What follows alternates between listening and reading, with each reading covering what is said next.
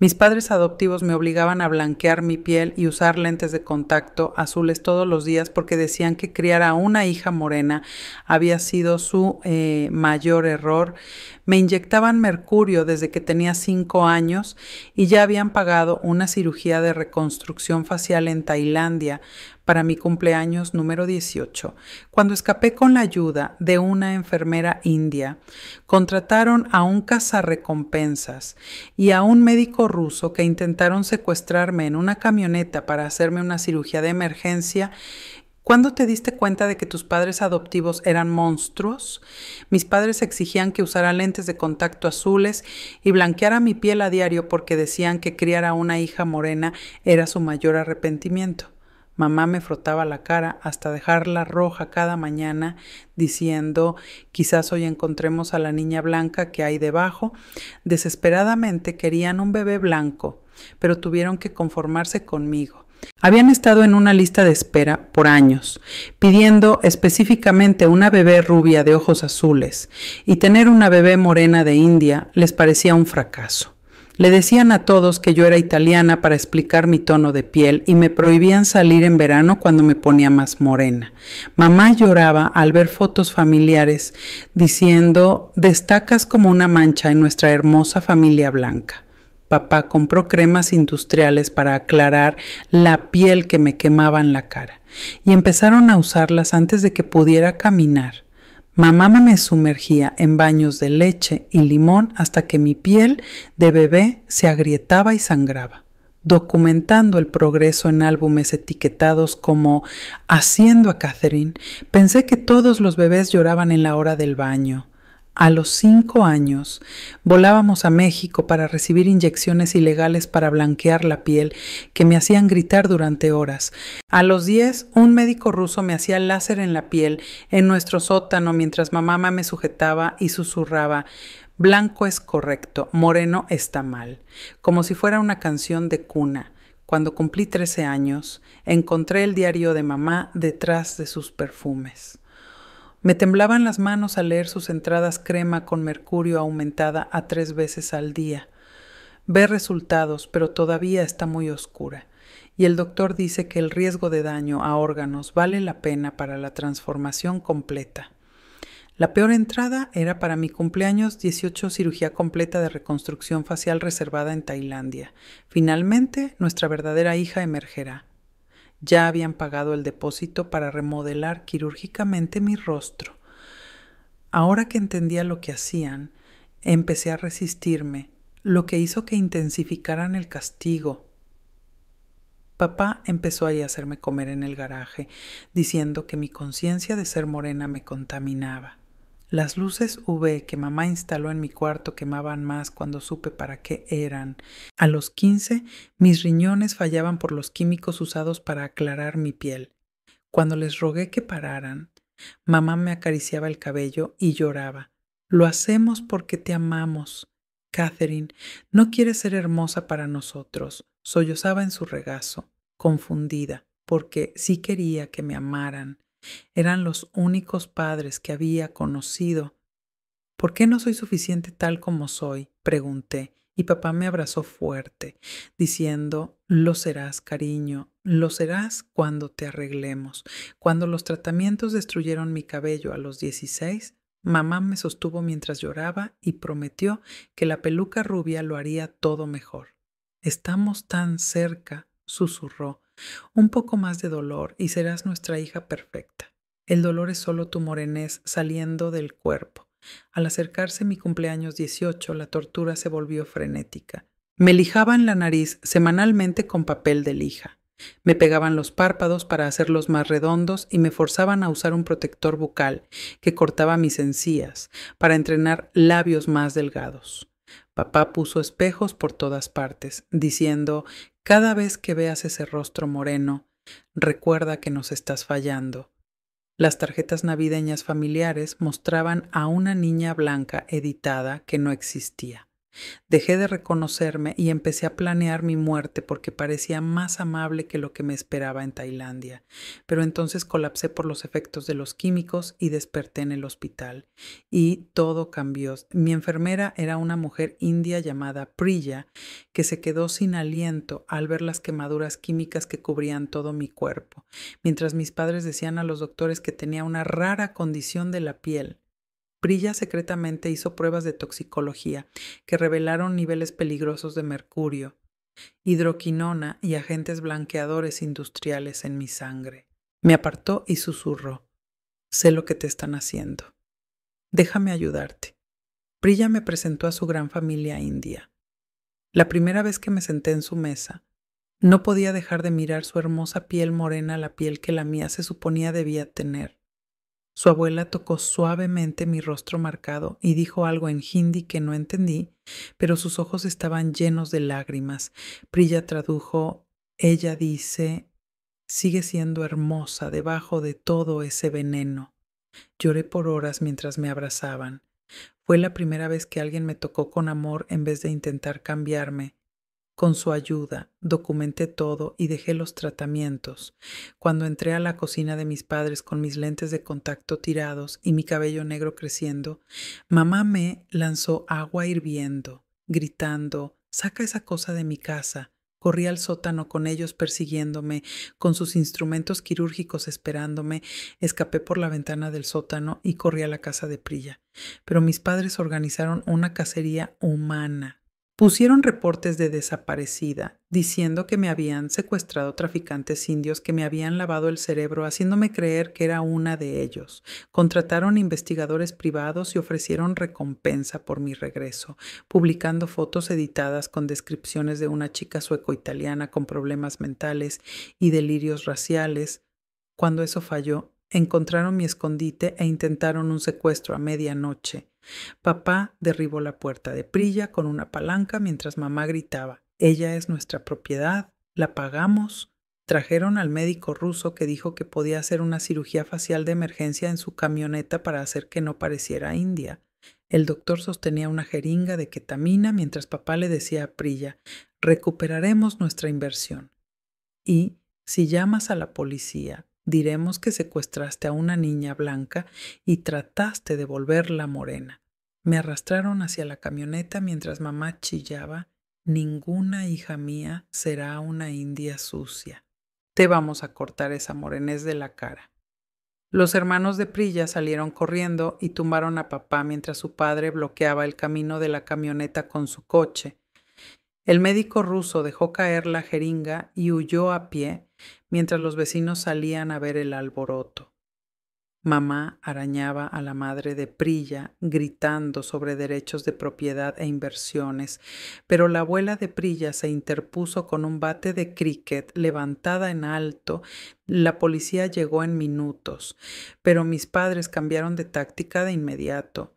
Mamá se derrumbó en lágrimas fingidas, alegando que yo era su hija enferma mental que necesitaba ayuda psiquiátrica. Papá mostró a los oficiales documentos médicos falsificados que decían que padecía disforia racial y requería hospitalización inmediata. El doctor ruso había desaparecido sin dejar evidencia del intento de secuestro.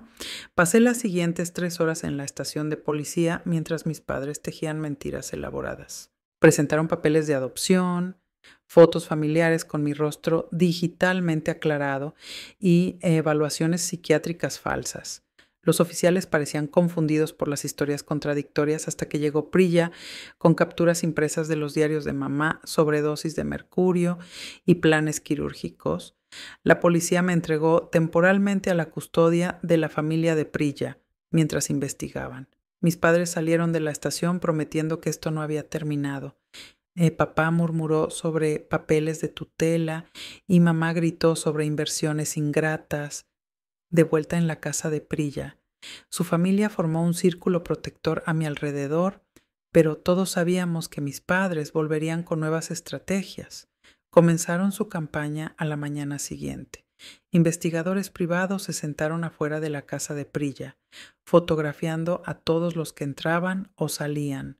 Mis padres presentaron denuncias a servicios de protección infantil, alegando que la familia de Priya me tenía secuestrada y me obligaba a actuar como india.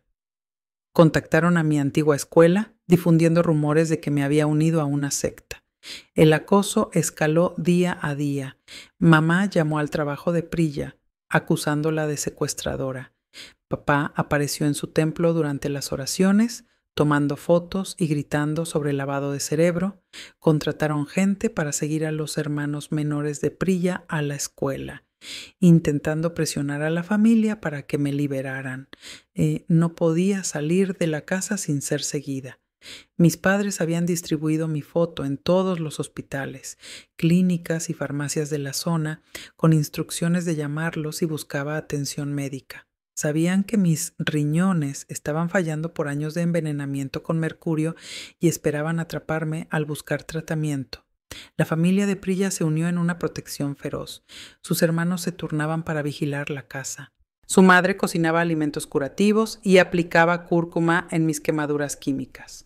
Su abuela me enseñaba oraciones en hindi y me abrazaba cuando las pesadillas sobre Tailandia me despertaban gritando. 2 semanas en el escondite. Mi salud se deterioró rápidamente. El daño renal por años de cremas con mercurio había llegado a niveles críticos. Necesitaba diálisis, pero no podía arriesgarme hasta ir a ningún centro médico que mis padres pudieran estar vigilando. Priya usó sus contactos de enfermería para organizar un tratamiento secreto en una clínica a 2 horas. Salimos a las 3:00 a tomando caminos secundarios y cambiando de coche 2 veces. A pesar de estas precauciones, un sedán negro nos siguió por kilómetros hasta que el hermano de Priya logró perderlo en un estacionamiento. En la clínica recibí diálisis de emergencia mientras Priya me tomaba la mano y prometía que encontraríamos una solución permanente. Mis padres intensificaron sus tácticas al darse cuenta de que estaba recibiendo ayuda médica en algún lugar. Contrataron un equipo de investigadores privados que trabajaban por turnos, asegurando vigilancia 24/7 en la casa de Priya. Mamá comenzó a llamar a parientes que nunca había conocido, diciendo que me habían secuestrado terroristas que me llamaban lentamente. La guerra psicológica fue implacable. Enviaban cartas describiendo a la hermosa hija blanca que podrían haber tenido. Fotos llegaban a diario mostrando niños rubios de ojos azules que debieron haber adoptado en vez de mí.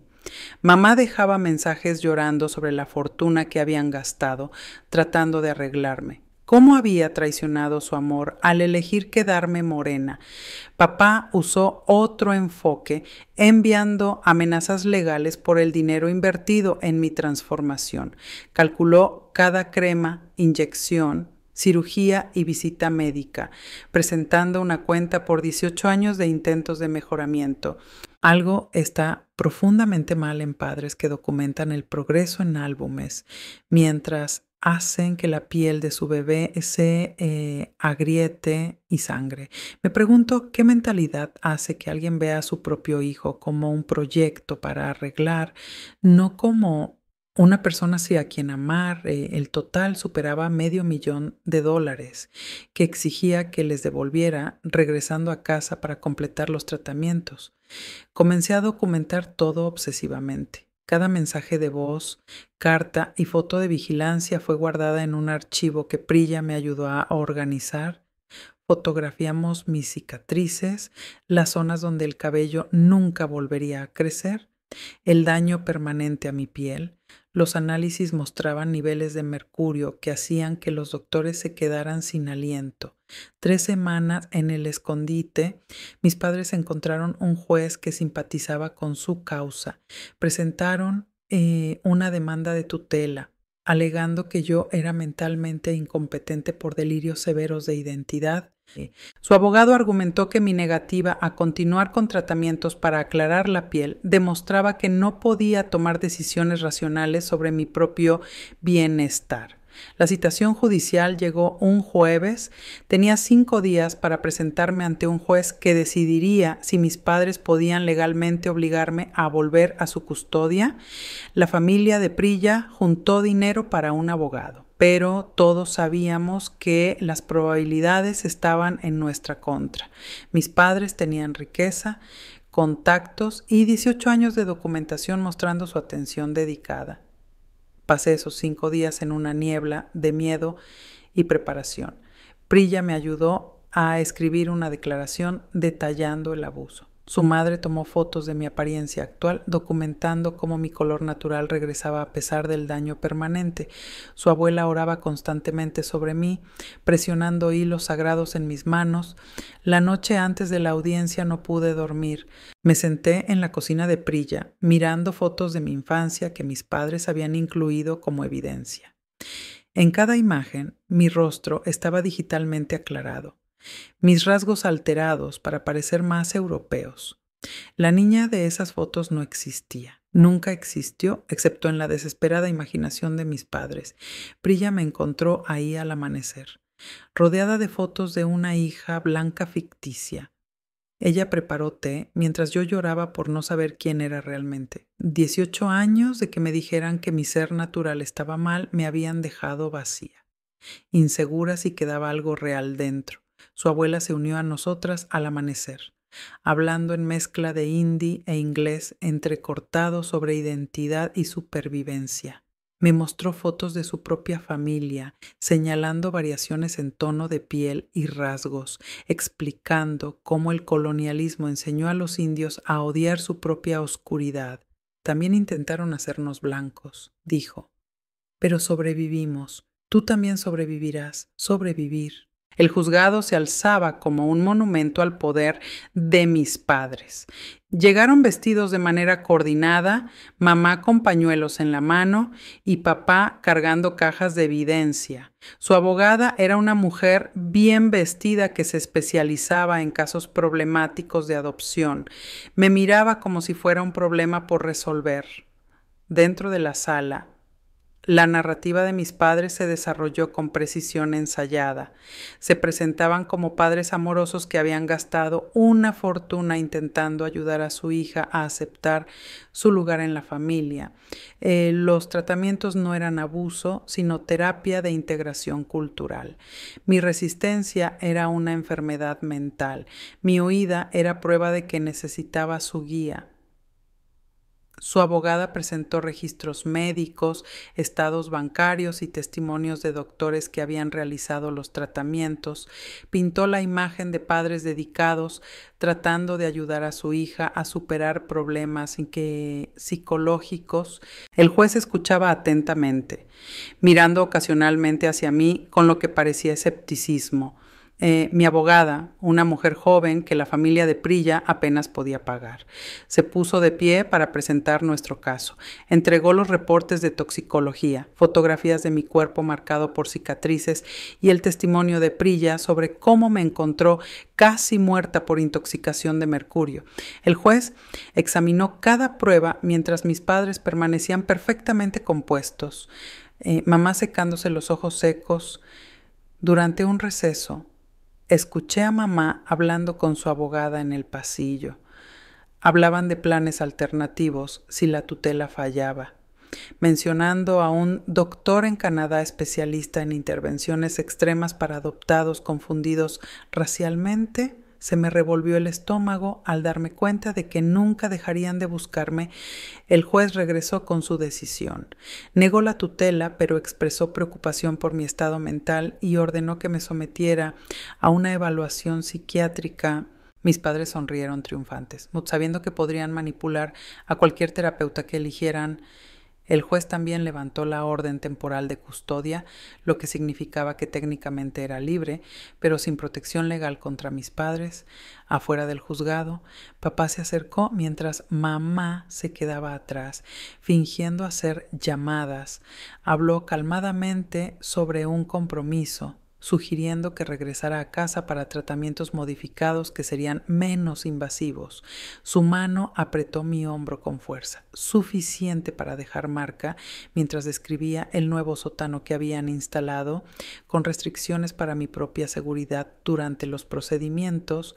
El hermano de Priya intervino, poniéndose entre nosotros. Pero papá ya había dejado claro su punto, sabían dónde estaba, tenían recursos ilimitados y nunca me aceptarían como era. El viaje de regreso a la casa de Prilla se sintió como un funeral, todos entendiendo que el sistema legal no me protegería esa noche. La familia de Prilla tuvo una reunión de emergencia. Sus tíos habían notado nuevas camionetas de vigilancia con vidrios polarizados estacionadas en calles cercanas. Sus hermanos menores reportaron extraños haciendo preguntas en sus escuelas. Mi presencia ponía en peligro a todos los que me habían mostrado bondad. Y todos lo sabíamos. La madre de Prilla sugirió que me quedara con familiares en otro estado. Pero descubrimos que mis padres ya habían contactado comunidades indias en todo el país, difundiendo mentiras sobre una niña blanca secuestrada y retenida contra su voluntad. Habían creado una red de personas vigilándome o ofreciendo recompensas por información. A la mañana siguiente llegó un nuevo horror. Mamá había contratado a una mujer que decía ser especialista en desprogramación para esperar afuera de la casa de Prilla con un equipo de cámaras. Gritaba por un megáfono sobre rescatar niños blancos del lavado de cerebro étnico, atrayendo a vecinos y transeúntes. El espectáculo estaba diseñado para humillar a la familia de Prilla y obligarla a entregarme.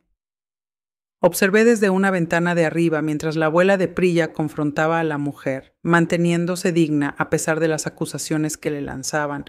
La especialista la acusó de dirigir un culto que atacaba a jóvenes blancos vulnerables, alegando que yo era solo una de muchas víctimas. Vecinos que conocían a la familia de Prilla desde hace años comenzaron a mirarlos con sospecha. La presión psicológica aplastaba a la familia de Prilla. El negocio del padre comenzó a recibir quejas anónimas. La madre fue interrogada por su supervisora sobre albergar a una fugitiva. Incluso el templo que frecuentaban recibió llamadas amenazantes por proteger secuestradores. Mis padres estaban destruyendo sistemáticamente la vida de todos los que me habían ayudado. Incapaz de soportar su sufrimiento, decidí irme en secreto. Empaqué mis pocas pertenencias mientras la familia dormía, planeando desaparecer a un lugar donde mis padres no pudieran hacer daño a nadie más. Pero Prilla me atrapó en la puerta, habiendo anticipado mi intento de escape por culpa. Me llevó en auto al departamento de una amiga al otro lado de la ciudad, a alguien que mis padres no conocían. La amiga, una enfermera llamada Gabriel, que trabajaba con Prilla, había preparado un escondite en su habitación libre por unos días. Me sentí segura en el anonimato de un lugar nuevo. El respiro fue breve.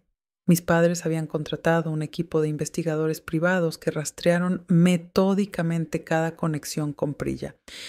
Entrevistaron a compañeros de trabajo, siguieron pistas en redes sociales y finalmente identificaron a Gabriel como posible cómplice. Las camionetas de vigilancia aparecieron en menos de una semana esta vez. Mis padres intentaron un enfoque diferente. Hicieron que su abogada enviara una carta formal ofreciendo una reunión de reconciliación en un lugar neutral. La carta prometía no aplicar tratamientos forzados, solo conversar sobre cómo avanzar como familia. Estaba firmada por ambos padres y notariada, luciendo oficial y razonable. Gabriel me aconsejó no reunirme con ellos, pero yo estaba agotada de tanto huir. Parte de mí aún albergaba la desesperada esperanza de que finalmente me vieran como realmente era. Contra la advertencia de todos, acepté verlos en un restaurante público, llevando a Gabriel como testigo. Mamá y papá llegaron con aspecto de padres preocupados, vestidos de manera conservadora y hablando en voz baja. Se disculparon por sus errores pasados, reconociendo que habían sido demasiado agresivos en sus métodos. Papá incluso usó la palabra abuso, algo que nunca antes había escuchado de él. Prometieron cambio, terapia, aceptación. Por una hora, casi les creí. Mamá lloró de verdad al hablar de perder a su hija. Papá me mostró fotos de mi antigua habitación, redecorada sin espejos ni luces UV. Incluso habían retirado el equipo médico del sótano, o eso decían. La actuación fue impecable. Entonces, mamá cometió un error. Mencionó que ya habían programado terapia familiar con un especialista que ayudaba a familias adoptivas con desafíos de integración racial. El nombre del terapeuta sonaba. Me familiaricé con el lugar y me di cuenta de que era el mismo doctor que había realizado procedimientos ilegales en nuestro sótano, solo que operaba bajo un título diferente. Me levanté para irme, pero papá me agarró de la muñeca. Su máscara se deslizó por un momento, revelando la furia que había debajo. Bufó sobre el dinero que habían gastado criándome, que les debía completar el proceso. Gabriel intervino, amenazando con llamar a seguridad, y ellos me soltaron. Pero el mensaje fue claro: la reconciliación era otra trampa. De vuelta en el apartamento de Gabriel, investigué al terapeuta que habían mencionado. Dirigía un centro privado especializado en psicología estética, básicamente continuando los mismos tratamientos pero presentándolos como cuidado de la salud mental. En la página web mostraban fotos del antes y después de pacientes que habían sido curados de sus rasgos étnicos. Mis padres volvieron a escalar, presentaron una demanda civil, alegando que yo había robado equipo médico valioso de su casa. El equipo eran los dispositivos de modificación ilegal que habían usado conmigo, pero fabricaron recibos mostrando que había tomado propiedad legítima. La demanda estaba diseñada para obligarme a ir repetidamente a la corte, agotando mis recursos y energía, pues mis padres se pasaron de la raya al contratar a alguien con un megáfono para gritar sobre lavado de cerebro étnico. Porque nada dice somos los buenos como acosar a abuelas en la calle. La familia de Prilla, a pesar del acoso que habían sufrido, aportó dinero para mi defensa legal. Sus hermanos investigaron el historial de mis padres y descubrieron algo impactante. No fui su primer intento de adopción. Habían acogido previamente a otros 3 niños no blancos, todos devueltos al sistema en meses por no adaptarse. Localizamos a uno de esos antiguos niños acogidos, ahora adulto, llamado Nathan. Me contó su historia durante un café, con las manos temblando al describir las primeras etapas de lo que yo había vivido. Tuvo suerte. Lo sacaron después de que una maestra notara quemaduras químicas en sus brazos. Los otros simplemente desaparecieron del sistema. El testimonio de Nathan podría haber ayudado mi caso, pero tenía miedo de mis padres. Lo habían acosado por años tras su salida, enviándole fotos de cómo habría sido si se hubiera quedado. Cambió de nombre 2 veces y aún miraba constantemente atrás. Me deseó suerte, pero no podía arriesgarse hasta involucrarse. Mi salud siguió deteriorándose. Los años de exposición al mercurio causaron daños permanentes que requerían tratamiento regular. Gabriel usó sus contactos médicos para organizar atención discreta, pero mis padres de alguna manera descubrieron cada nuevo lugar que visitaba. Aparecían con su abogado, alegando que yo robaba servicios médicos usando su seguro. Una mañana desperté y descubrí que mis padres habían comprado el edificio donde vivía Gabriel. Esa misma tarde llegó el aviso de desalojo, dándole 30 días para irse. El mensaje era claro: quien me ayudara perdería todo. Gabriel, enfrentando la falta de hogar, me pidió llorando que encontrara otro lugar para quedarme. Sin a dónde acudir, contacté a la familia extendida de Prilla en otra ciudad. Su prima aceptó acogerme temporalmente, pero tenía que viajar sin ser seguida. Prilla organizó un engaño elaborado, enviando varios autos en diferentes direcciones mientras yo me escondía en un camión de reparto. El plan casi funcionó. Llegué a la estación de autobuses sin ser detectada. Boleto en mano para un nuevo comienzo.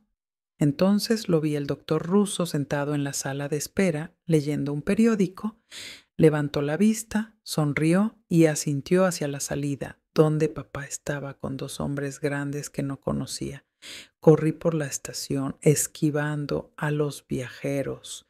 Mis padres habían contratado hombres para perseguirme. Salí por una salida de emergencia, activando alarmas, y me escondí en un contenedor de basura detrás de un restaurante por horas. Cuando finalmente salí, cubierta de basura y temblando, llamé a Prilla desde un teléfono público. Ella me recogió con aspecto derrotado. Mis padres habían anticipado cada movimiento y tenían ojos en todas partes. Habían gastado 18 años y una fortuna intentando crear a su hija blanca perfecta, y no aceptarían el fracaso. Condujimos en círculos por horas tratando de formular un nuevo plan. Fue entonces cuando la abuela de Prilla sugirió algo inesperado.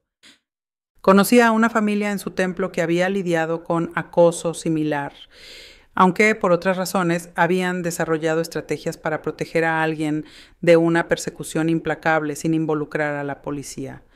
No era exactamente protección de testigos, sino un sistema comunitario de casas seguras. La red era informal pero efectiva. Familias que habían sufrido persecución ayudaban a otros en necesidad, pasando a las víctimas entre lugares seguros. Cada familia solo conocía el siguiente eslabón en la cadena, evitando que alguien revelara toda la red bajo presión. Estaba diseñada para personas falladas por los sistemas legales. Mi primera casa segura fue con una pareja de ancianos que no hacía preguntas. Me dieron una habitación pequeña, comida y, lo más importante, suministros médicos para mis problemas de salud. Me quedé 2 semanas sin salir de la casa, mientras los investigadores de mis padres buscaban sin éxito. Durante ese tiempo, supe que mis padres habían escalado hasta contratar un especialista en recuperación, básicamente un cazarrecompensas que operaba en zonas grises legales. Este hombre se especializaba en regresar a adultos problemáticos a sus familias usando manipulación y a veces fuerza. Tenía fama de siempre encontrar a sus objetivos. La pareja de ancianos me trasladó a la siguiente casa segura antes de que el especialista pudiera rastrearme. Esta familia tenía una hija de mi edad que había sobrevivido su propio trauma. Me enseñó a detectar vigilancia, cómo cambiar mi apariencia sutilmente y, lo más importante, cómo pensar como alguien que es casado. Pasé meses moviéndome entre casas seguras, sin quedarme el tiempo suficiente para crear lazos. Cada familia compartía sus propias historias de persecución y supervivencia. Una familia inmigrante escondiéndose de la deportación. Una mujer escapando de un ex abusivo, un joven cuyos padres intentaron forzarlo a terapia de conversión. Todos huíamos de diferentes monstruos. La campaña de mis padres continuó implacable. Aparecían en la televisión local afirmando que estaba enferma mental y en peligro. Crearon un sitio web con mi foto y una recompensa por información. Contrataron gente para poner carteles en vecindarios indios en varios estados. El cazarrecompensas dejaba su tarjeta en cada casa segura después de que yo me había mudado, 6 meses ocultándome. Recibí noticias devastadoras. El estrés de el acoso de mis padres había provocado que la abuela de Prilla sufriera un infarto. Sobrevivió, pero quedó debilitada y la familia se culpaba por haberse involucrado. Mis padres lograron herir a todos los que me habían mostrado amor. La culpa casi me destruye. Consideré regresar con ellos solo para acabar con el sufrimiento de los demás. La familia con la que me quedaba me convenció de no hacerlo, compartiendo sus propias experiencias con la culpa del sobreviviente. Me recordaron que rendirme no desharía el daño, solo validaría el abuso de mis padres. Empecé a planear activamente para sobrevivir a largo plazo. Usando conexiones en la red de casas seguras, obtuve documentos con un nombre diferente. Nada ilegal, solo lo suficiente para trabajar en empleos en efectivo y evitar ser detectada. Corté mi cabello corto, me vestí diferente y aprendí a moverme por el mundo como si fuera invisible. Mi salud seguía siendo un desafío constante. El daño por mercurio requería monitoreo al que no siempre podía acceder. Algunas casas seguras estaban cerca de clínicas que no hacían preguntas. Otras me obligaban a pasar semanas sin tratamiento. Mi cuerpo fallaba de maneras que me hacían sentir décadas mayor que mi edad. Una noche, el cazador de recompensas me encontró. Iba caminando a una tienda de conveniencia, rompiendo el protocolo por desesperación de aire fresco.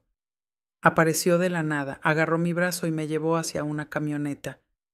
Hablaba con voz suave sobre el amor de mis padres, cómo solo querían recuperar a su hija. Grité y forcejé, llamando la atención de los transeúntes. Un grupo de adolescentes intervino, pensando que era un intento de secuestro. En el caos, Escapé nuevamente, pero ahora sabía que estaba cerca. La familia de la Casa Segura me mudó de inmediato, manejando toda la noche hacia otro estado. La nueva ubicación era más aislada. Una familia campesina que había protegido a muchas personas a lo largo de los años, tenían experiencia con fugitivos de largo plazo y me enseñaron trabajo agrícola para pasar el tiempo productivamente. Por unas semanas encontré paz en el trabajo físico y la distancia de la vigilancia urbana. Entonces, los investigadores privados encontraron la granja. Se estacionaron en la línea de la propiedad, solo mirando y tomando fotos con lentes largos. No podían entrar sin invadir, pero su presencia era una tortura psicológica. La familia tenía ganado que atender y no podía abandonar su hogar como las casas seguras urbanas. Desarrollamos rutinas para evitar ser fotografiados. Trabajaba en áreas fuera de vista. Usaba disfraces incluso dentro de la propiedad y nunca me acercaba ante las ventanas. Los investigadores esperaban pacientemente, sabiendo que todos cometemos errores. Eventualmente, los hijos de la familia campesina empezaron a tener pesadillas sobre los hombres que vigilaban. Mis padres intentaron una nueva táctica, contactaron a los servicios de inmigración, alegando que la familia de Prilla era inmigrante ilegal y que ocultaban a una ciudadana estadounidense secuestrada. Aunque las acusaciones eran falsas, las investigaciones alteraron vidas y costaron dinero para defenderse. Mis padres usaban agencias gubernamentales como armas contra cualquiera que me ayudara. La red de casas seguras empezó a discutir si podían seguir protegiéndome. Mi caso era demasiado conocido. La persecución, implacable. Otras personas vulnerables también necesitaban ayuda y mi presencia ponía en peligro a todo el sistema. Lo entendía, pero sentía que las paredes se cerraban. Durante una reunión de la red a la que no debía asistir, escuché hablarse de una opción final. Algunos miembros tenían conexiones con comunidades más remotas, lugares donde alguien podía desaparecer realmente. Significaría cortar todos los lazos con mi vida pasada, nunca contactar a nadie que conociera, morir para el mundo. La idea me aterraba, pero ¿qué alternativa tenía mis padres? Nunca pararían. Destruirían a cualquiera que me ayudara. Tenían recursos que yo no podía igualar y una obsesión que desafiaba la razón. Cada día en ocultamiento era tiempo prestado antes de que me encontraran de nuevo. Decidí desaparecer por completo. La red organizó transporte hacia una comunidad tan remota que no aparecía en mapas. El viaje tomó días, cambiando de vehículos, caminando por la naturaleza, hasta llegar a un lugar que parecía otro mundo por completo. La comunidad era autosuficiente, cultivaban su propia comida y generaban su propia energía. Daban la bienvenida a marginados y refugiados de diversas circunstancias, pidiendo solo que todos contribuyeran a la supervivencia colectiva. Me dieron un nombre nuevo, un rol en los jardines y, por primera vez en más de un año, una sensación de seguridad, pero incluso ahí no podía relajarme completamente. Sabía de los recursos y la determinación de mis padres. Habían contratado expertos para encontrar a quienes no querían ser encontrados. El cazador de recompensas tenía fama de rastrear objetivos hasta los confines del mundo. ¿Cuánto tiempo pasaría antes de que descubrieran este santuario? Me entregué a aprender habilidades de supervivencia, preparándome para el día en que tendría que huir otra vez. La comunidad me enseñó a recolectar alimentos, cuidados médicos básicos y a vivir sin dejar rastros. Habían protegido a muchas personas a lo largo de los años y tenían sistemas de alerta temprana ante amenazas externas. ¿Por qué Nathan se reunió con ella para tomar café pero se negó a testificar? Esa elección me desconcierta. Está dispuesto a compartir detalles traumáticos, pero no a ayudar legalmente. El momento en que estos padres compraron todo el edificio de Gabriel parece demasiado conveniente, como si tuvieran conexiones inmobiliarias que aún desconocemos. Pasaron 3 meses en paz. Mi salud se estabilizó con tratamientos herbales y descanso. Mi piel, libre de químicos por más de un año. se había curado tanto como podía. Quedaron cicatrices parches donde el pigmento nunca volvería a la normalidad, pero aprendí a verlas como marcas de supervivencia, no como desfiguraciones. Entonces apareció el avión. Una pequeña aeronave sobrevoló la zona, demasiado alto para detalles, pero lo suficientemente bajo para fotografiar el asentamiento. La comunidad tenía protocolos para vigilancia aérea. Todos se dispersaron a refugios ocultos, pero sabíamos lo que significaba. Mis padres me habían encontrado otra vez. Los ancianos convocaron una reunión. Habían protegido a muchas personas, pero nunca habían enfrentado una persecución tan persistente. Mi presencia ponía en peligro su forma de vida y amenazaba a decenas de otros refugiados. No querían exiliarme, pero tampoco podían sacrificar a todos por una sola persona. El debate fue agonizante. Antes de que pudieran decidir, tomé la decisión yo misma. No podía permitir que otra comunidad sufriera por protegerme. Empaqué provisiones y me escapé al amanecer, internándome más en la naturaleza. Si mis padres querían encontrarme, tendrían que perseguirme hasta lugares donde ni su dinero llegara. Sobreviví en la naturaleza durante 3 días. Antes de que el hambre me empujara de vuelta hacia la civilización, mis padres habían entrenado bien al cazarrecompensas. Encontró mi refugio improvisado en cuestión de horas después de mi regreso al borde del bosque. Esta vez trajo a 2 hombres que parecían pasar sus días moviendo muebles y sus noches intimidando gente. Me acorralaron contra un saliente rocoso, mientras el cazarrecompensas hablaba con calma sobre la preocupación de mis padres y sus socios bloqueaban las rutas de escape. Intenté correr, pero estaban preparados. Un hombre me agarró del brazo mientras el otro intentaba rodearme. El cazarrecompensas sacó unas esposas de plástico de su chaqueta, explicando que mis padres solo querían que estuviera a salvo en casa. Peleé con más fuerza que nunca, pateando y arañando hasta que uno de ellos maldijo y me soltó. Sangre corría por los arañazos en su cara mientras yo trepaba por las rocas. Sus gritos resonando detrás de mí, el terreno me favorecía. Años de esconderme me habían enseñado a moverme rápido por espacios difíciles. Mientras ellos luchaban con su corpulencia, la persecución duró horas. Tenían vehículos y radios, pero yo tenía desesperación y conocimiento del área por mi tiempo en la comunidad. Regresé por otro camino, ocultándome en grietas, cruzando arroyos para romper mi rastro. Al caer la noche, sus haces de linterna barrían el bosque mientras yo me presionaba dentro de un tronco hueco, respirando por la nariz para no hacer ruido. El amanecer trajo nuevos peligros. Apareció un helicóptero, volando tan bajo que movía los árboles. Mis padres habían escalado a la persecución aérea, gastando dinero que la mayoría usaría para una casa solo para arrastrarme de vuelta a su sótano. Me quedé oculta hasta que el costo del combustible los obligó a retirarse. Luego me interné más en la naturaleza. Mi cuerpo se rebelaba contra el esfuerzo. El daño renal por años de intoxicación con mercurio se manifestaba con dolores punzantes y una debilidad peligrosa. Necesitaba atención médica, pero no podía arriesgarme a acercarme a ninguna instalación. En cambio, recolectaba plantas comestibles que la comunidad me había enseñado, tratando de controlar los síntomas con remedios naturales. Al 5.º día, el agotamiento me hizo cometer un error. Me acerqué a una gasolinera remota por agua, manteniendo la cabeza baja y moviéndome rápido. El encargado apenas levantó la vista de su teléfono, pero las cámaras de seguridad captaron todo. En pocas horas, vehículos convergieron en la zona, la red de mis padres activándose con una eficiencia aterradora. Observé desde una ladera mientras interrogaban al encargado, mostraban fotos, ofrecían dinero. El cazarrecompensas estudiaba el terreno como un depredador aprendiendo su territorio. Se estaban volviendo más inteligentes, adaptándose a mis patrones.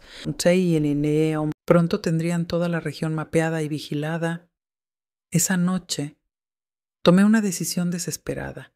Si correr seguía fallando, quizá el engaño funcionaría. Dejé deliberadamente pistas hacia el norte, huellas, tela rasgada, una botella de agua, y luego regresé al sur. El engaño me dio tiempo, pero no libertad. Los recursos de mis padres parecían infinitos. A la semana de sobrevivir en la naturaleza, mi salud empeoró peligrosamente. El dolor renal era constante. Mi visión se nublaba y apenas podía retener el agua. La muerte en el bosque empezó a parecer mejor que ser capturada. Pero una parte terca de mí se negaba a darles esa victoria. Encontré una estación de guardabosques abandonada, ventanas rotas, pero estructura intacta. Dentro. Encontré suministros de emergencia, comida enlatada, materiales de primeros auxilios, incluso antibióticos vencidos. Monté una posición defensiva, sabiendo que me encontrarían, pero demasiado enferma para seguir huyendo. El cazarrecompensas llegó solo al 10º día. Entró con cautela, manos visibles, hablando de la preocupación de mis padres y la ayuda médica que claramente necesitaba. Su actitud parecía genuina hasta que noté la jeringa oculta en su mano derecha, la misma ketamina que llevaba el doctor ruso. Nos rodeamos en la estación oscura, él intentando acercarse para inyectarme, mientras yo agarraba todo lo que podía para lanzar.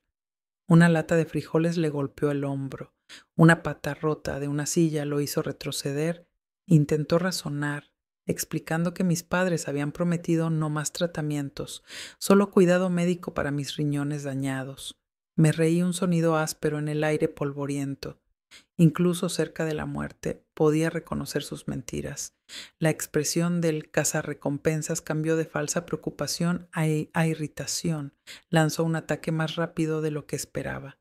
La jeringa apuntando a mi hombro. Me giré. Caí fuerte. Rodé bajo un escritorio mientras maldecía y me perseguía. La lucha fue breve. Débil por la enfermedad y el hambre, no podía igualar su fuerza. Me sujetó, levantó la jeringa y yo hice lo único que me quedaba. Mordí fuerte su muñeca hasta que sentí sangre. Gritó, dejó caer la jeringa y la agarré, clavándola en su muslo antes de que reaccionara.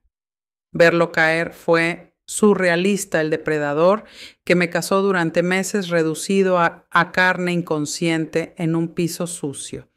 Revisé sus bolsillos, encontré llaves del auto, dinero en efectivo y un teléfono con docenas de mensajes de mis padres exigiendo informes.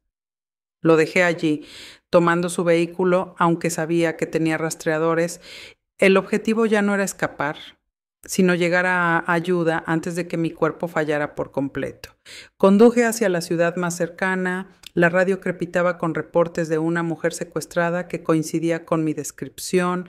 La sala de emergencias del hospital fue un riesgo calculado. Di un nombre falso, pagué en efectivo y esperé tratamiento antes de que alguien me relacionara con las alertas. Un joven doctor me examinó con creciente alarma, ordenando diálisis inmediata y haciendo preguntas cuidadosas sobre las extensas cicatrices en mi cuerpo. Durante el tratamiento, vigilaba las puertas, esperando que mis padres irrumpieran en cualquier momento. En cambio, apareció una trabajadora social, presentándose como alguien que ayudaba a pacientes en situaciones peligrosas. Su tono sugería que había visto a través de mi falsa identidad, pero no tenía interés en entregarme. Escuchó mi historia abreviada, asintiendo ante detalles que a la mayoría les sonarían locos. Cuando terminé, hizo una llamada, hablando en voz baja antes de volver a mí. Había un refugio, explicó, especializado en casos como el mío, adultos escapando de abuso familiar, que necesitaban atención médica y protección. El refugio estaba a 2 estados de distancia. Organizó transporte por canales que mis padres no podían rastrear, usando redes diseñadas para víctimas de violencia doméstica. Salí del hospital por una zona de carga, metida en una van sin identificación conducida por una mujer que claramente sabía lo que hacía. Durante el viaje, supe que mis padres sabían. La situación se salió de las manos de los investigadores privados. Contrataron una agencia de publicidad para lanzar una campaña mediática sobre su hija desaparecida, con un sitio web y presencia en redes sociales.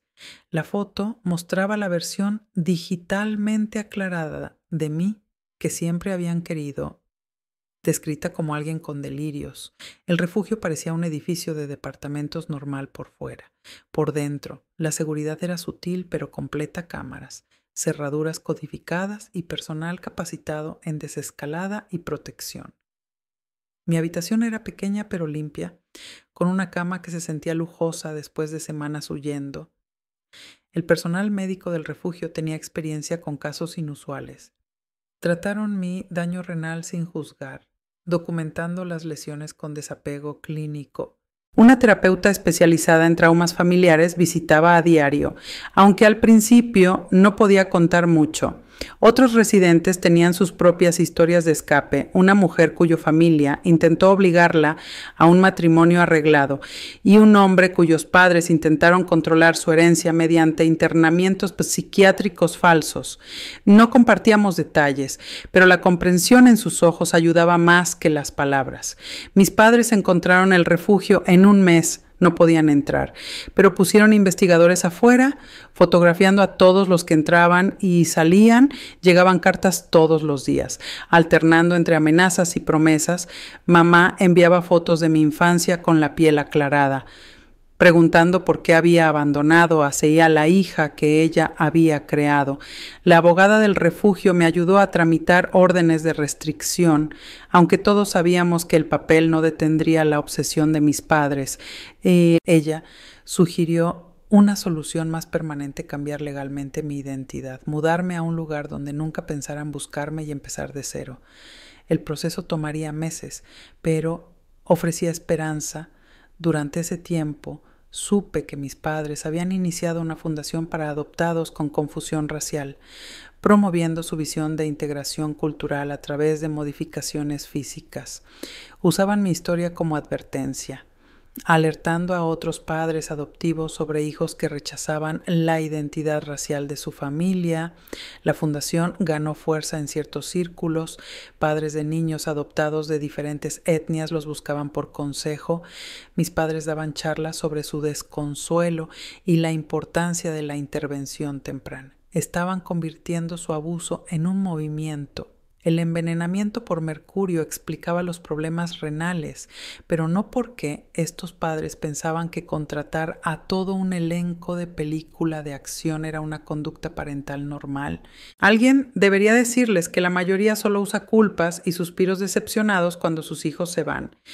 Vi sus entrevistas desde la sala de computadoras del refugio, horrorizada pero sin sorpresa.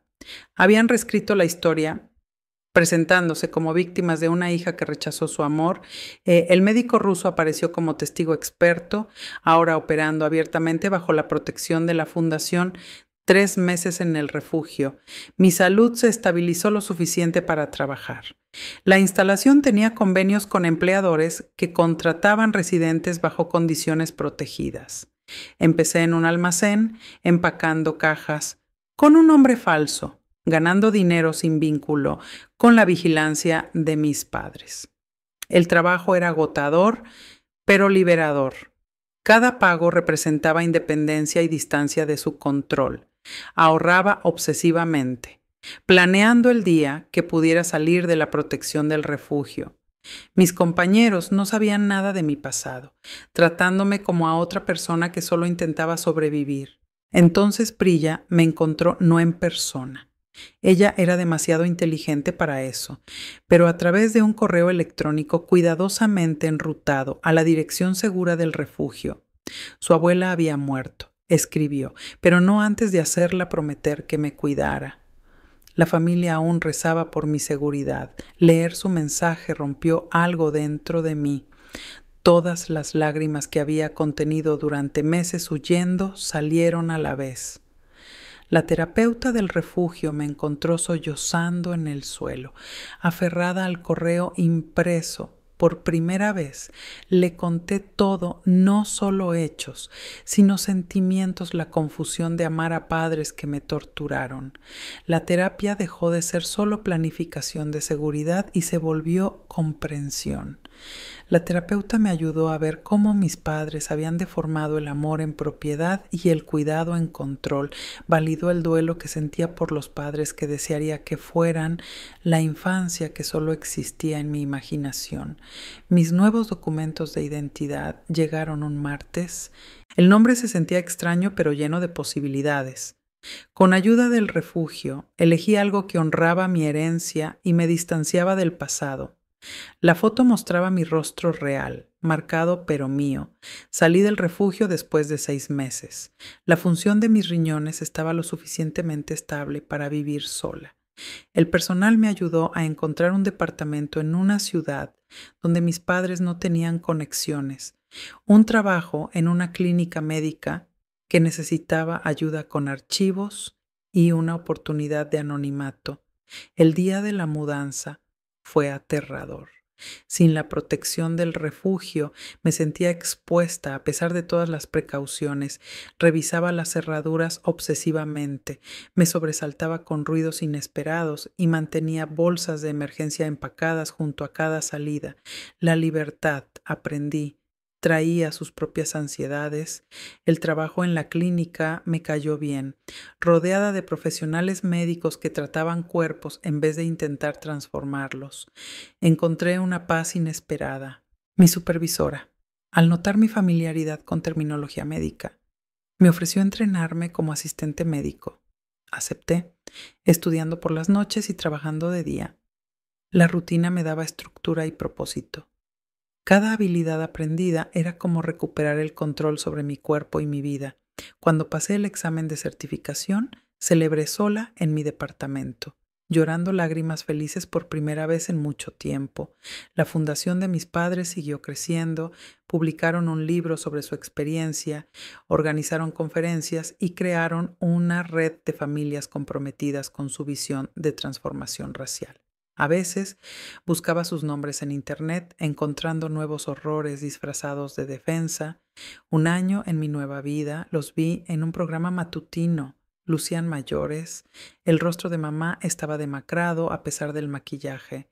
El cabello de papá más gris que en mi recuerdo. Hablaban de perdón, esperando que su hija volviera a casa para sanar a la familia. El conductor asentía con simpatía. Apagué la televisión y me fui a trabajar.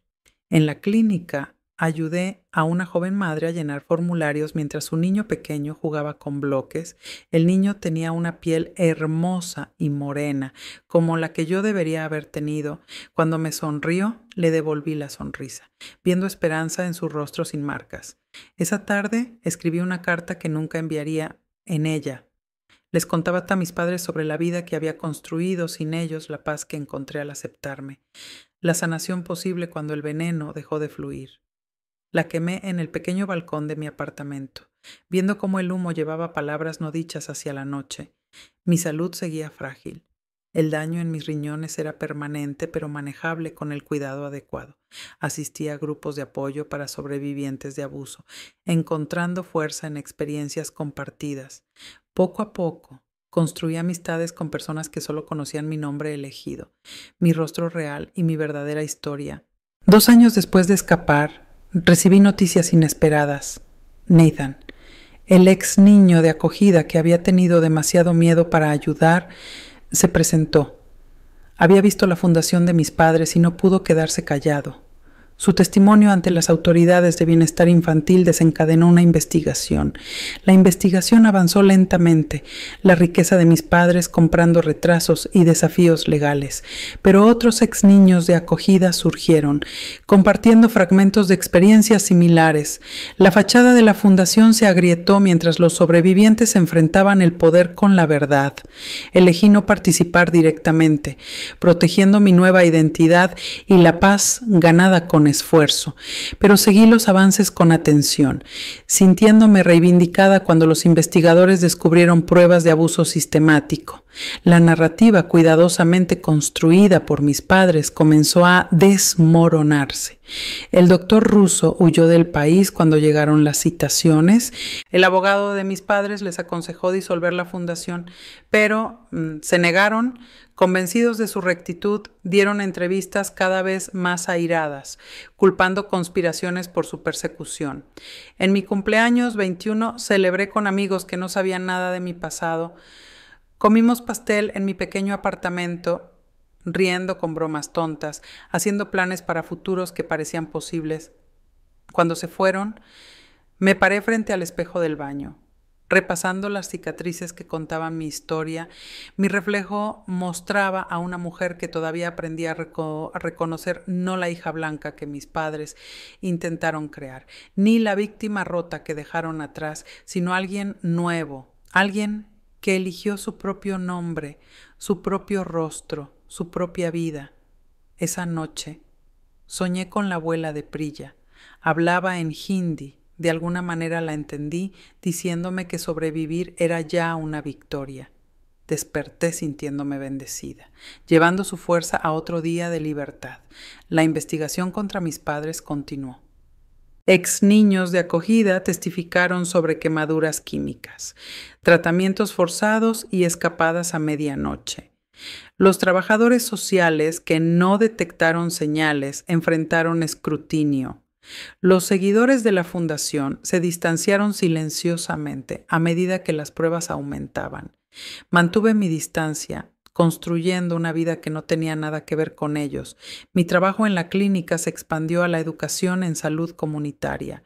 Enseñé a nuevas madres a reconocer señales de abuso. Ayudé a adolescentes a entender la autonomía corporal y creé recursos para adoptados que luchaban con su identidad. Mi función renal disminuyó gradualmente, pero aprendí a manejar los síntomas y a pedir ayuda cuando era necesario. Los médicos de la clínica me trataban con respeto. Nunca cuestionaban mis cicatrices ni preguntaban por qué alguien tan joven necesitaba monitoreo tan cuidadoso. Me veían como colega, no como curiosidad. 3 años después de la libertad, conocí a alguien. Era enfermera en la clínica, amable y paciente, con mis dudas sobre el contacto físico. Cuando finalmente compartí mi historia, escuchó sin juzgar, me sostuvo cuando lloré y nunca intentó arreglar lo que mis padres habían roto. Avanzamos despacio, construyendo confianza con pequeños gestos y conversaciones honestas. Ella entendía por qué revisaba 3 veces las cerraduras, por qué las llamadas inesperadas me causaban pánico, por qué necesitaba rutas de escape planeadas incluso en lugares seguros. Aprendí que el amor podía existir sin posesión. Los problemas legales de mis padres se intensificaron. La investigación reveló fraude financiero relacionado con gastos médicos y reclamaciones de seguros por tratamientos nunca documentados correctamente. Su riqueza disminuyó mientras crecían los honorarios de abogados y las demandas se multiplicaban.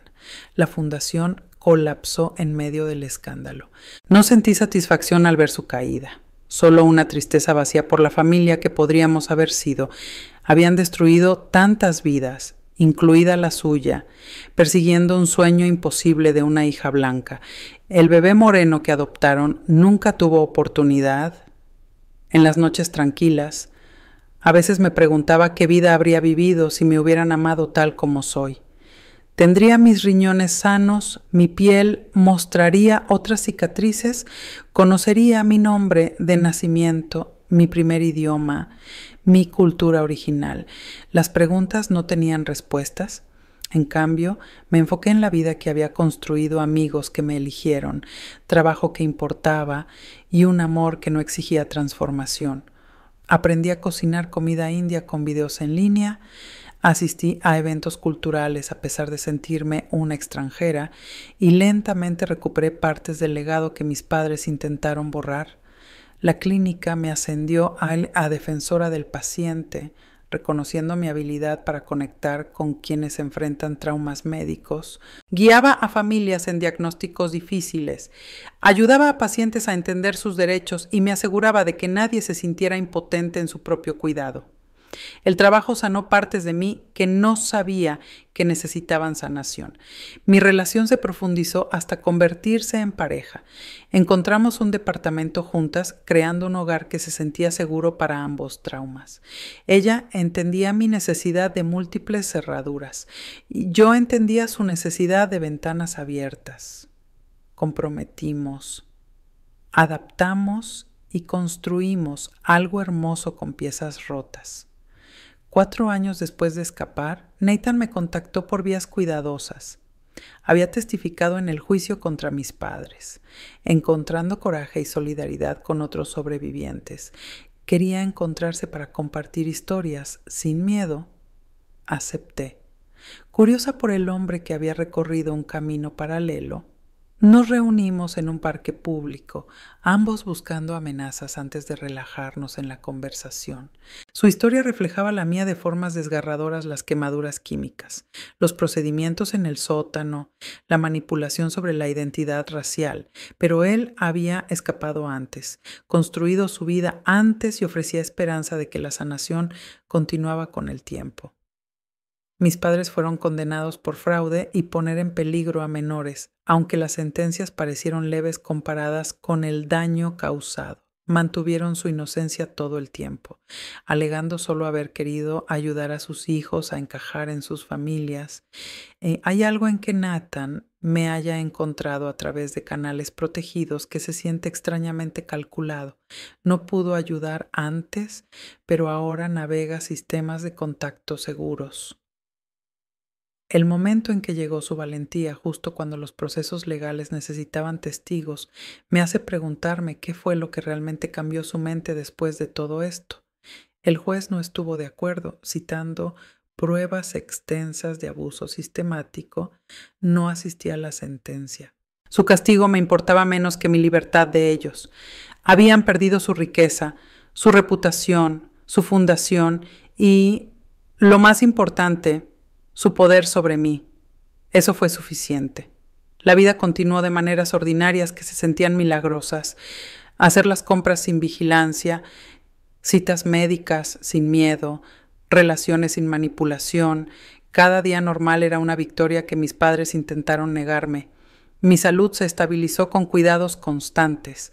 El daño renal permanecía, pero era manejable, requiriendo monitoreo sin limitar la vida diaria. Me uní a grupos de apoyo para personas con enfermedades crónicas, encontrando comunidad entre quienes entendían vivir con las consecuencias permanentes de las decisiones de otros.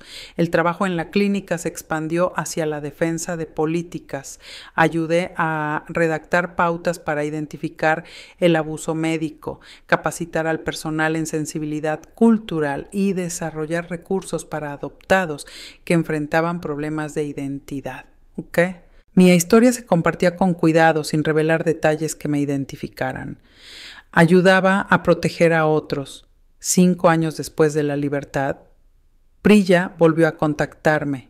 Su familia se había mudado, comenzando de nuevo lejos del acoso de mis padres.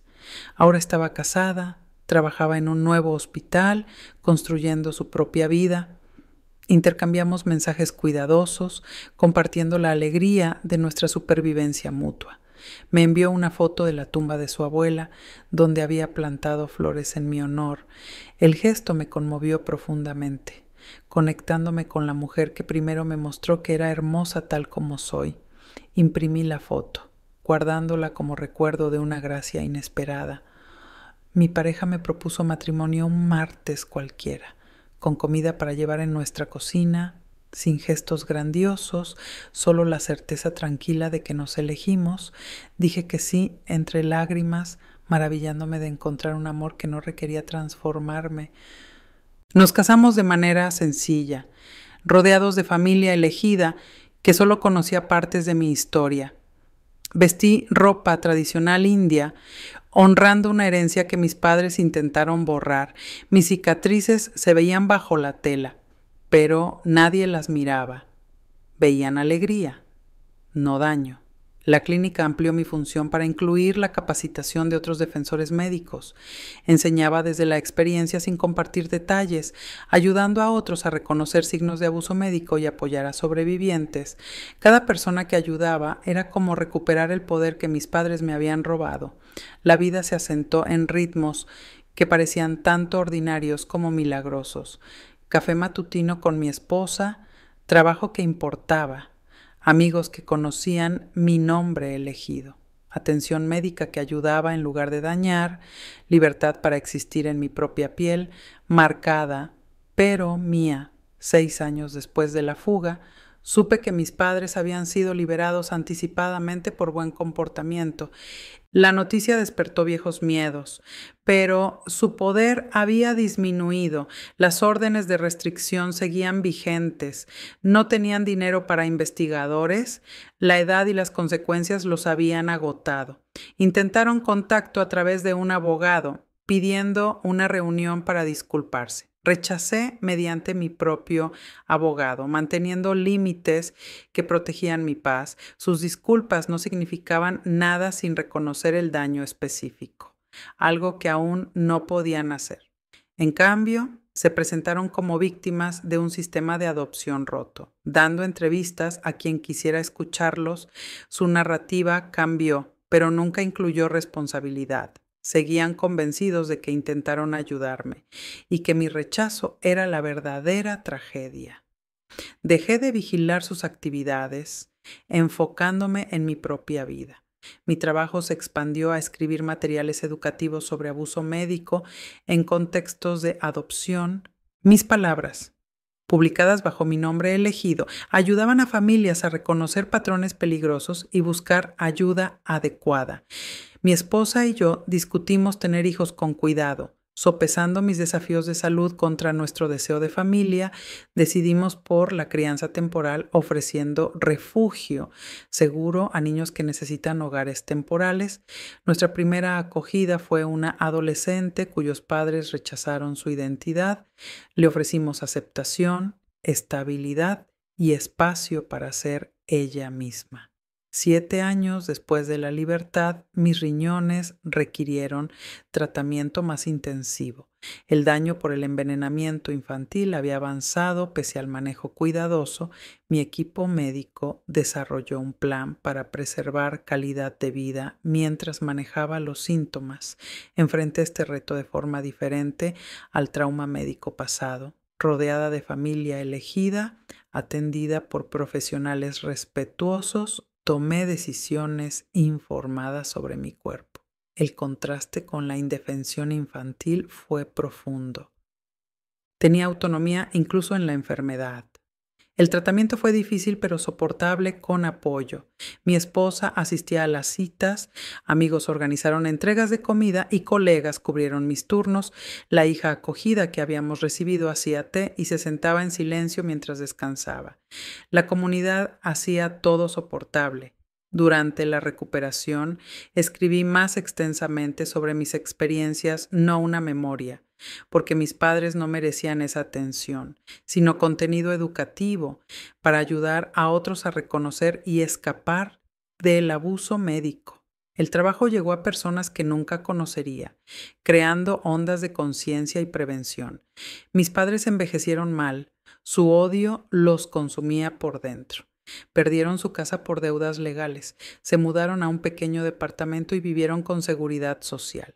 Sus pocos seguidores restantes se alejaron a medida que su historia se volvía cada vez más incoherente. Habían sacrificado todo por una hija blanca que nunca existió. A veces sentí lástima, observando desde lejos cómo se destruían. Tenían una hija que pudo haberlos amado, pero estuvieron demasiado cegados por el racismo para verla. Su pérdida fue totalmente autoinfligida, pero aún así trágica en su desperdicio. 8 años después de la libertad, recibí noticias inesperadas. Mi familia biológica en India me había estado buscando. A través de intermediarios cuidadosos, rastrearon mi adopción y querían contacto si yo estaba dispuesta. La posibilidad me aterraba y emocionaba por igual. Tras meses de reflexión y terapia, acepté un intercambio de cartas. Compartieron fotos de parientes a los que me parecía historias del bebé que habían perdido por pobreza y circunstancias.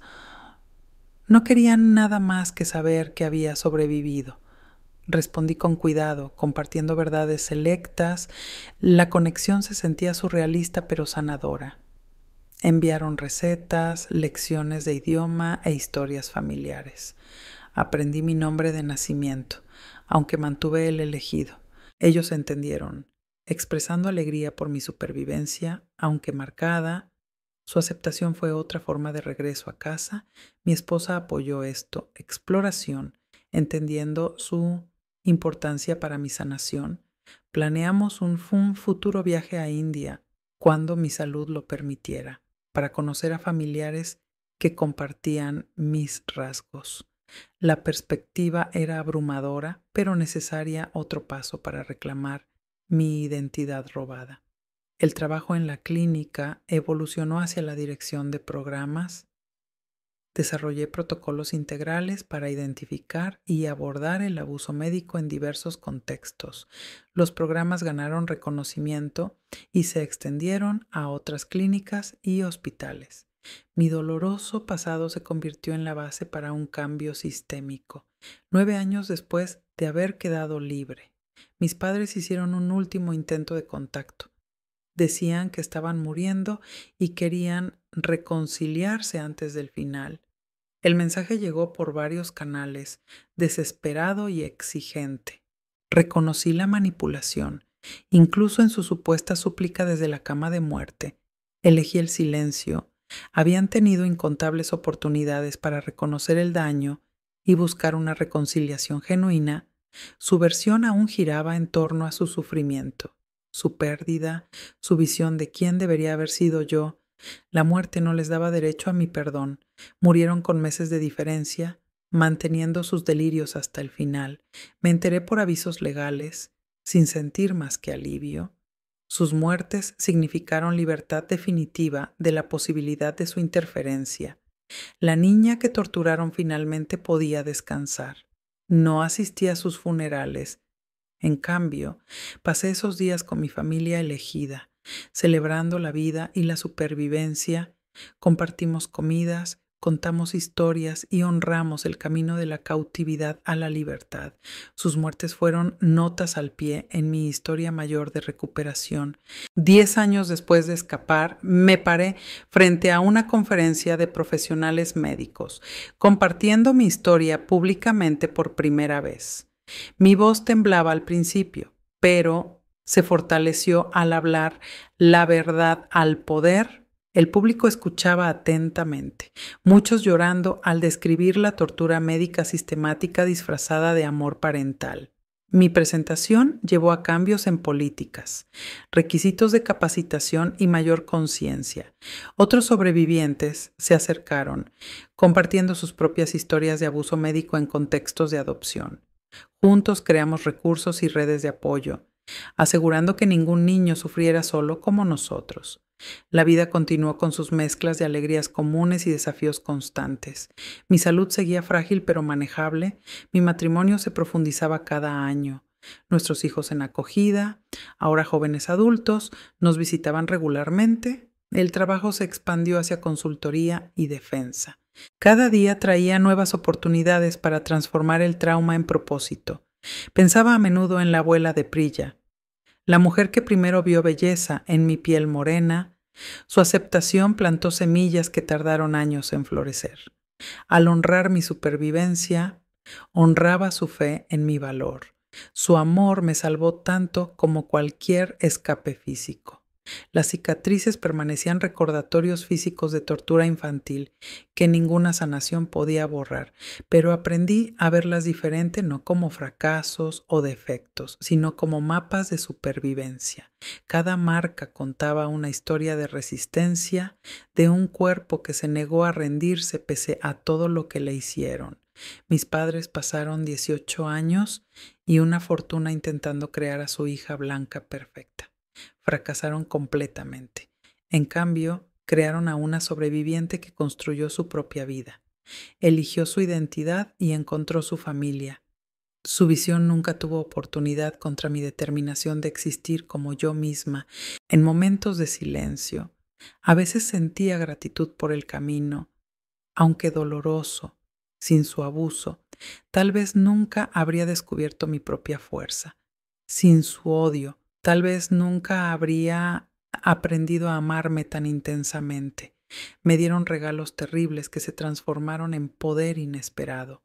El trabajo en la clínica siguió expandiéndose, llegando a poblaciones vulnerables en todo el país. Cada cambio de política, cada sesión de capacitación, Cada familia ayudada era una victoria sobre las fuerzas que intentaron destruirme. Mis padres querían borrar a los niños morenos. En cambio, yo los protegí. Mi historia no terminó con una confrontación dramática, sino con un triunfo tranquilo, días llenos de trabajo significativo, relaciones amorosas y autonomía personal, noches libres de vigilancia y miedo, una vida que intentaron impedir, pero no pudieron detener.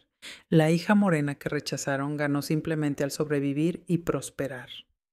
Al mirar atrás a los años de huir, esconderme y reconstruirme, vi una trayectoria clara de víctima a sobreviviente a defensora. Cada etapa fue necesaria. Construyendo hacia este momento de integridad plena, mis padres fueron los catalizadores, pero yo fui la arquitecta de mi propia liberación.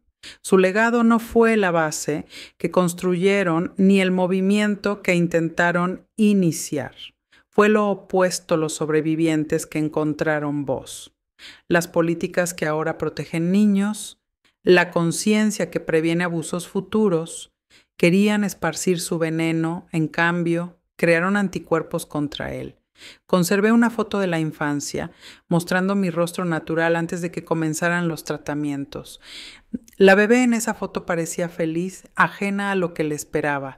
La exhibo en un lugar destacado de mi oficina, honrando a la niña que soportó tanto para convertirse en la mujer que soy ahora.